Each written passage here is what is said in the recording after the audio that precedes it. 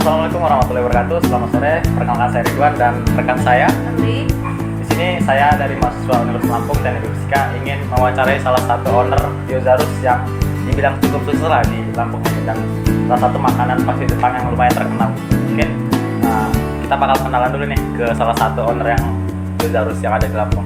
Ini perkenalkan, nama saya Mariono selaku pelaku pemilik usaha Gyozarus.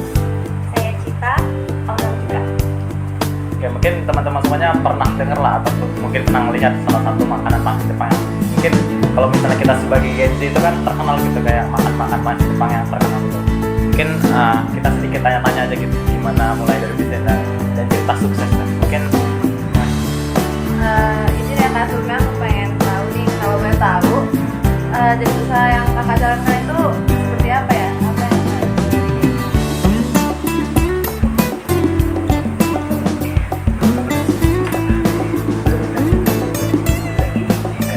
Ya, bisnis usaha kita ini Gyozarus. Itu sesuai namanya gyoza. Itu gyoza itu sebutnya dikenalnya mungkin pangsit Jepang. ya? Atau kalau orang-orang familiarnya dimsum kan dari Cina. Kalau kita ini gyoza dari Jepang. Jadi ibaratnya kalau di Indonesia punya siomay, Cina punya dimsum, gyoza ini ya siomaynya Jepang. Jadi makanan, kita bergerak di usaha makanan. Terus kalau boleh tahu nih Kak, Bang, kalau boleh tahu bedanya dengan produk-produk jajanan yang lainnya apa ya? Jalankan. Karena kita memilihnya gyoza ya, menurut kita tuh udah dari awal udah beda gitu loh. Memang dari awal setiap aku bikin usaha, aku pengen beda dari yang lain. Karena kita nggak mau jadi pembanding. Kalau misalnya kita sama-sama jual dimsum, kan di Lampung banyak banget yang jualan dimsum. Jadi kan orang milihnya nggak mau gue lebih prefer milih yang dimsum ini aja daripada dimsum ini nggak cocok. Tapi kalau gyoza, karena kita baru awal kan jadinya mereka langsungnya nge-reportnya, oh gue pesennya gyozanya sama dia gitu loh, karena pertama kalinya merasakan gyoza itu Gyozarus. Pengen sebenarnya gara-gara pengen jadi market leader juga. Iya. Market leader, terus ada istilah kan, mungkin pernah dengar istilahnya perang di lautan biru Iya. sama lautan merah.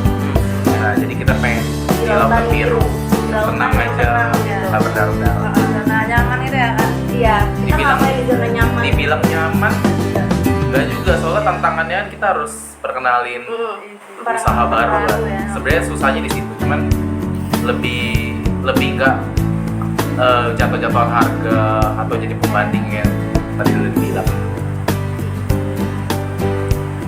Kita lanjut ya Kak. Selanjutnya untuk mulai usaha itu dari kapan dan kenapa Kak memilih usaha gyoza ini? Ini dari mana gitu? Dari mana dulu ya Kak? Dari Ya. tadi. Awalnya itu gara-gara resign dari pekerjaan karena bosen kan kerja gitu aja. Terus ya kita pacaran berdua, jadi udah kita usaha bareng. Awalnya ya gara-gara iseng-iseng coba-coba bikin makanan tuh banyak. Awalnya lahirnya bukan dari gyoza ini doang. Sebelumnya itu udah pernah bikin yang lain, cuman karena gyoza ini kok kayak di Lampung belum ada nih. Cobalah open PO. Itu mulai dari 2022. Bulan Maret, oke itu ya Kak. Iya, Covid akhir. Ya, Covid. Jadi awal mulanya ya open PO itu terus berjalan sampai sekarang. Jualan itu ya sekitaran medsos aja. Iya, dari IG gitu kan, aku open PO dari teman ke teman kan, dari followers IG aja. Terus udah gitu ya udah akhirnya berkembang sampai sekarang ini gitu. Itu waktu awal-awal responnya bagus itu nggak sih Kak? Bagus.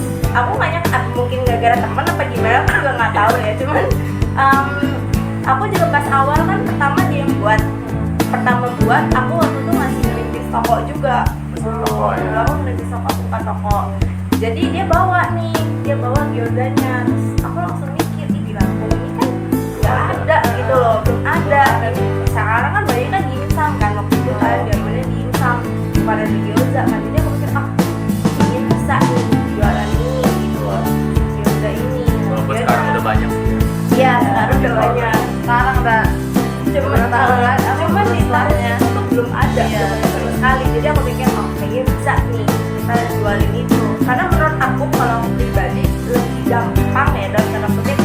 ngejualin barang yang tadinya nggak ada jadi ada gitu. Perkenalan produk itu lebih gampang daripada kayak ya, tadi aku bilang dimsum. Jadi kita apa ya, kenalin yang udah ada gitu, jadi mereka enggak lah, kemarin gua makan dimsum lebih enak gitu loh.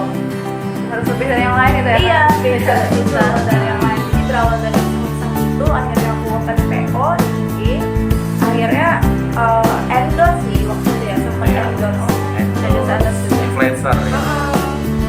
Istrinya influencer ya. Ya, lumayan naik Dari situ naik dan akhirnya ikut event sekali juga. dari event ya. Nah, oke, jadi kalau nggak salah ini kan dimulai dari sejak 2022 ya kalau nggak salah, dan udah berjalan kurang lebih sekitar 2 tahun gitu. Kalau udah tahu dari Geozarus ini udah punya cabang atau sekarang itu udah di mana-mana aja gitu untuk penyebaran tempat atau sistem penjualannya bagaimana selama 2 tahun berjalan gitu.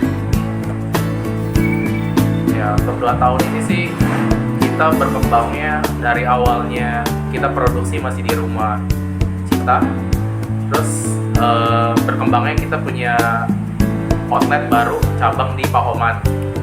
Di Pahoman itu di belakang Donatello ada. Jadi itu cabang pertama kita.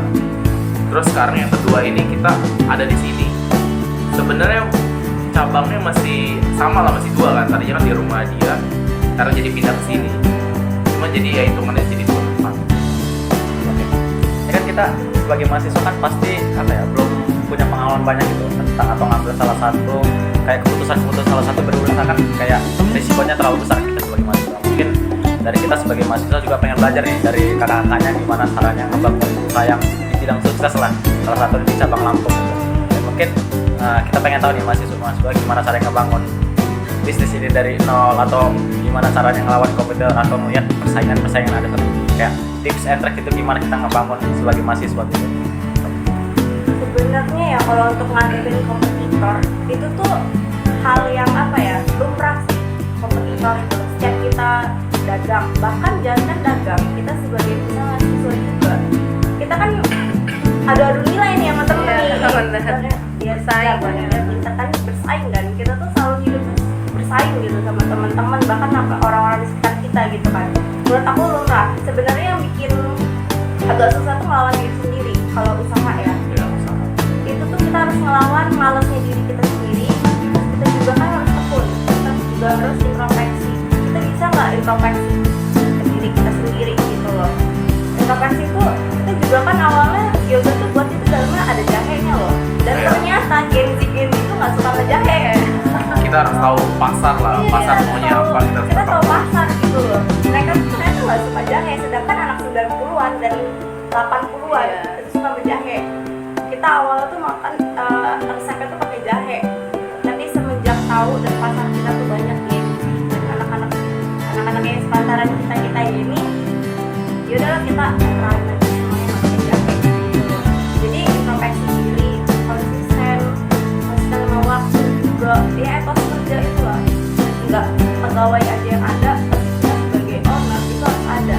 Atas kerja itu kan bertanggung jawab sama waktu kerja, itu semua kita harus bertanggung jawab. Itu sih menurut aku lebih ke diri sendiri yang kita Diri sendiri dan konsisten sih, mau naik turun apapun itu tetap kita harus jalan. tetap jalani.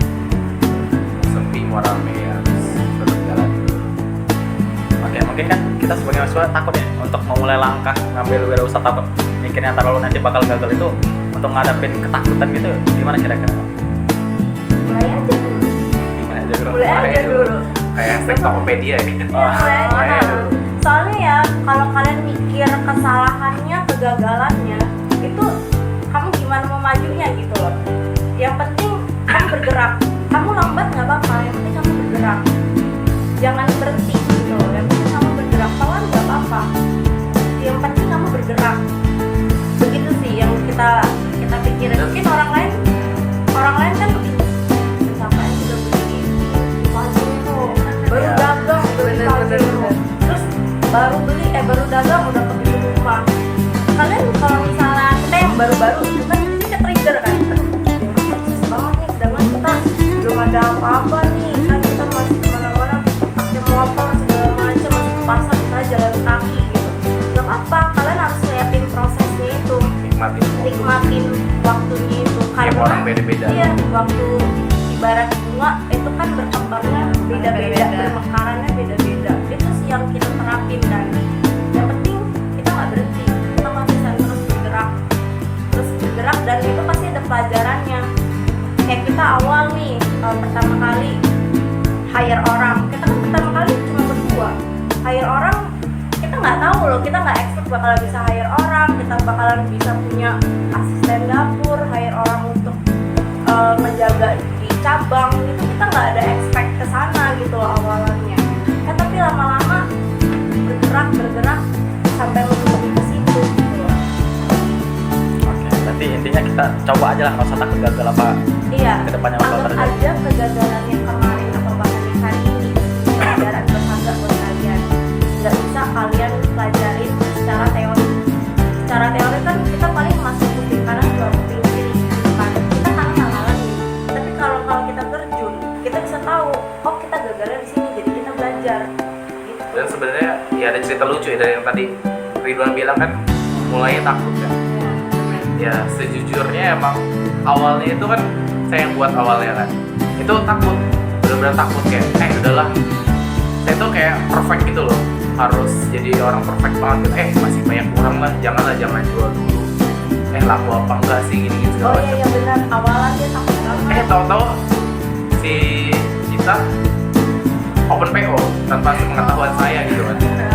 Tiba-tiba banyak orderan kan, terus kayak ya udah gas gitu, jadi ya udah dari situ gas. Awal-awal juga saya banyak pertimbangan kayak bahan gua kan segini nih, kan kita kan mainnya di kasta bisa dibilang premium ya, jadi kan dari segi harga juga satuan 3.000, sedangkan ukurannya semana gitu kan.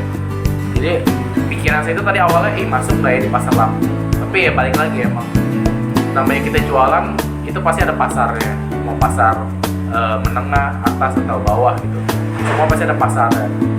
Terus ada kata kunci juga, dimana kalau kita dagang, ada yang dagang pasti ada yang beli, ada yang jual pasti ada yang beli. Oke, mungkin dari kita udah cukup jadi motivasi, dan apa yang harus kita ambil itu bakalan jadi intinya adalah untuk memulai dulu, jangan takut memulai apapun itu yang bakal terjadi ya. Mungkin dari kita berdua ucapin makasih banyak lah ke Bang Mario dan Kak Citra yang udah ngasih motivasi dan lain, mungkin jadi bisa pembelajaran kita sebagai mahasiswa. Atau nanti ke depannya kita bisa juga nih ngebangun bisnis kita.